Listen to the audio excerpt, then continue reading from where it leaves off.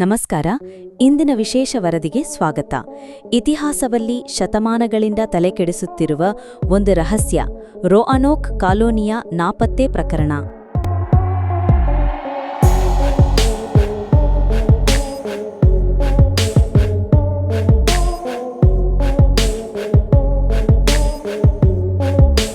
ವರ್ಷ 1587.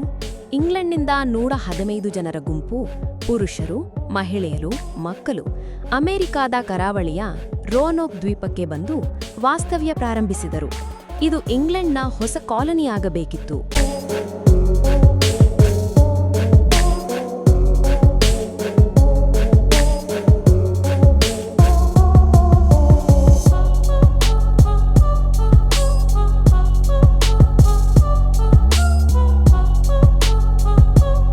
ಆದರೆ ಕೆಲ ತಿಂಗಳಲ್ಲಿ ಆಹಾರ ಕೊರತೆ. ಗವರ್ನರ್ ಜಾನ್ ವೈಟ್ ನೆರವಿಗಾಗಿ ಇಂಗ್ಲೆಂಡಿಗೆ ಹೊರಟರು. ಅಲ್ಲಿ ನಡೆದ ಯುದ್ಧದ ಕಾರಣದಿಂದ ಮರಳಿ ಬರುವುದು 3 ವರ್ಷ ತಡವಾಯಿತು.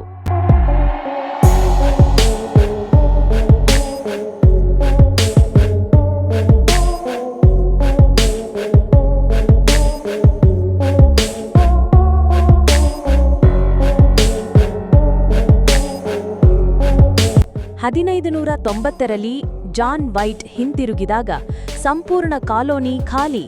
ಮನೆಗಳು ಖಾಲಿ, ಹೋರಾಟದ ಗುರುತುಗಳಿಲ್ಲ, ಮೃತದೇಹಗಳಿಲ್ಲ. ಕೇವಲ ಒಂದು ಪದ, ಕ್ರೋವಾಟೋವಾನ್, ಮರದ ಮೇಲೆ ಕೆತ್ತಲಾಗಿತ್ತು.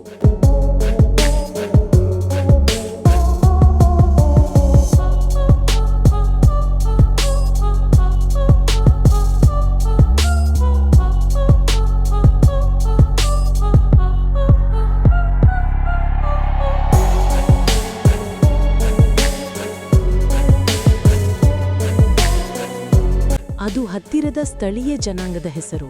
ಕೆಲ ಇತಿಹಾಸಕಾರರು ಕಾಲೋನಿ ಜನರು ಅವರೊಂದಿಗೆ ಬೆರೆತು ಹೋದರೆಂದು ನಂಬುತ್ತಾರೆ. ಇನ್ನೂ ಕೆಲವರು ಸಮುದ್ರದ ದುರಂತ, ಶಾಪ ಅಥವಾ ಅತೀಂದ್ರಿಯ ಕಾರಣಗಳನ್ನು ಉಲ್ಲೇಖಿಸುತ್ತಾರೆ.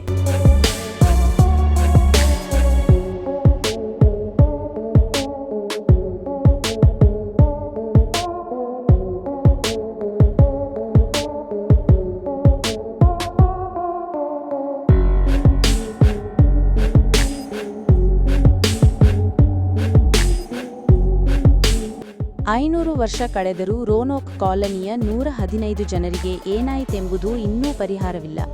ಇದು ಇತಿಹಾಸದ ಅತಿದೊಡ್ಡ ಅನ್ಸಾಲ್ವ್ಡ್ ಮಿಸ್ಟರಿಗಳಲ್ಲಿ ಒಂದು.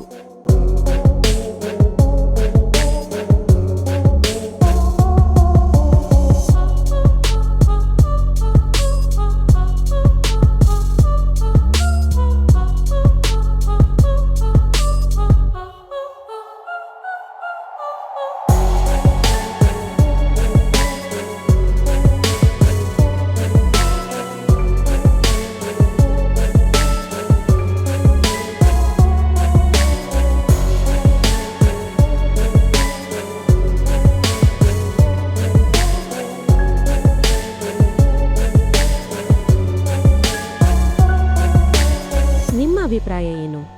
ಈ ಜನರು ನಿಜವಾಗಿ ಎಲ್ಲಿ ಹೋದರು? ಇಂದಿಗೂ ಉತ್ತರ ಹುಡುಕುತ್ತಿರುವ ಪ್ರಶ್ನೆ, ರೋಅನೋಕ್ ಕಾಲೋನಿಯ ನಾಪತ್ತೆ. ಹಾಗಾದರೆ ನಮ್ಮ ಚಾನೆಲ್ ಸಬ್ಸ್ಕ್ರೈಬ್ ಮಾಡಿಕೊಳ್ಳಿ. ಮುಂದಿನ ವಿಡಿಯೋದಲ್ಲಿ ಮತ್ತೆ ಸಿಗೋಣ.